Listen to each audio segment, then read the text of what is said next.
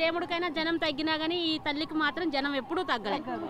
2 సంవత్సరాలకు ఒకటనే కారణం ఒకటి కావచ్చు, కానీ సత్యం కళ్ళ దేవుడు కాబట్టి ఇట్లా జనం వస్తారు. ఒత్తిడి ఉంటుందని సంగతి తెలిసిన పిల్లల్ని తీసుకొని మంచిగా సేవ చేసుకొని వెళ్ళిపోతారు. మీరమ్మా ఎందుకు బెల్లం తీసుకెళ్తున్నారు? ఏ మొక్కులు కోరుకున్నారు? అంటే మన మనసులో ఉన్నది ఏదన్నా అనుకుంటే కోరికలు తీరితే తీసుకెళ్తామని మొక్కుతో తీసుకెళ్తారు. అనుకున్నది మాత్రం ఖచ్చితంగా తీరుతుంది. ఇక్కడికి వస్తే ఏదైనా తీర్చేదైనా కోరుకున్నదైనా ఏదైనా తీరుతుంది. ఇప్పుడు బాగున్నాయి.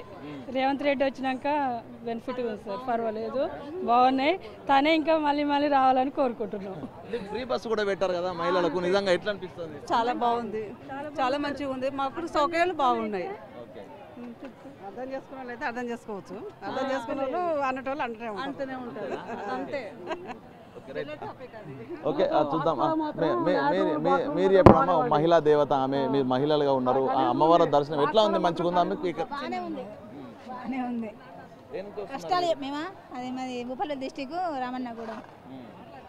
ఇక బాధలు వినిపించుకుంటామన్నా తన మరి తీస్తుంది మన అదృష్టం మీద ఆధారం ఏదైనా అదృష్టం ఉండాలి ముఖ్యంగా, అసలు అదృష్టం ఉండాలి. మీరు ఎక్కడ చూస్తున్నారమ్మా?